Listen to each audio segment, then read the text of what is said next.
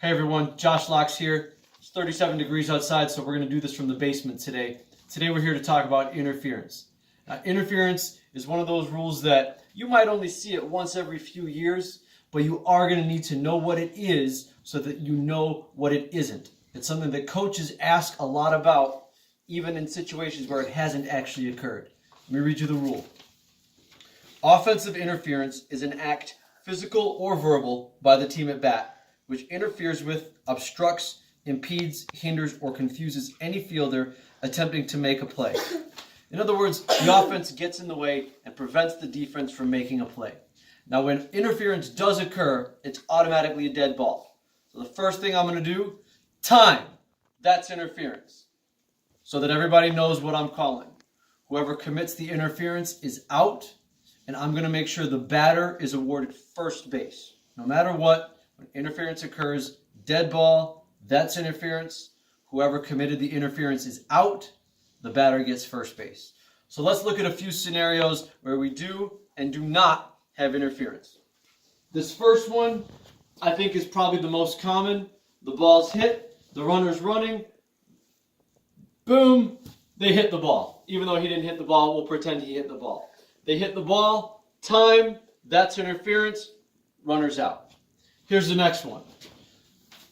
The ball's up here. Remember, the runner has to allow the defense to make a play. It's their responsibility to avoid contact. There's no such thing as they have to stay in the baseline and they own the baseline or anything like that. That doesn't exist. Their job is to not run into me and not run into the ball. So in this case, I'm charging the ball and he runs into me. Oh! Time, that's interference, runner's out.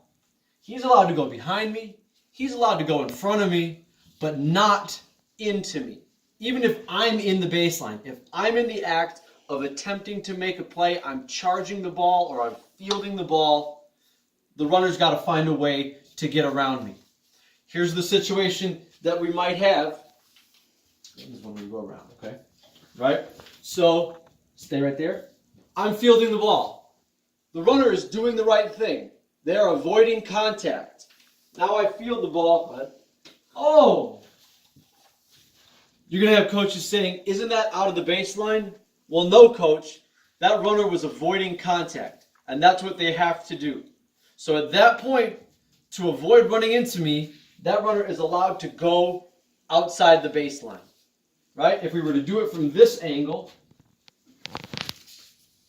I'm fielding the ball, and he's gone pretty wide. That's fine. That's totally okay. Here's the last situation that's going to occur. And again, this is an example of not interference. So that ball's, you're just going to run in front of me, okay? We're going to time it up. Ready? Oh no! And you're going to have coaches saying, Blue, isn't that interference? He ran in front of him. Well, the answer is yes, coach, he did run in front of him. But no, coach, it's not interference. That runner has the right to run in the baseline. He didn't get hit by the ball. He didn't run into me. And he didn't stop intentionally to get in the way. What did the runner do? They ran. So let's take a look at how we're going to award bases. I got a runner. I've got the ball. Boom. The ball hits him. This one's easy. Time, that's interference. The runner's out. The batter gets first base. We have this situation. First and second. Boom. The ball hits him. Time, that's interference. Who committed the interference? This person. They're out. This was the batter. Where does the batter go? First base. Well, now we've got two people on first base. What do you think we're going to do with this runner? Put him on second. Easy. One more thing. We might have second and third, or first and third.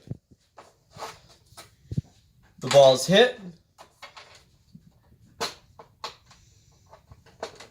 The ball's hit. This charges, boom, we have interference. Well, when the ball was hit, this runner started running, right? We got a lot going on. Let's simplify it. Who committed the interference? The runner going from first to second. Time, that's interference. Who committed interference? That runner's out, right? Go to the bench. What do we do with the batter? Hopefully you said put him on first base. But we've also got this runner over here at third. The question is, what do we do with that runner? Well, we really don't want to allow a run to score on an offensive interference, or else that would be a play that coaches run, right? It's first and third. Run into the second baseman so that the run scores. So we put our batter on first. This runner is not forced to advance. So this runner was going to score, but interference occurred, so we put that runner back to third base.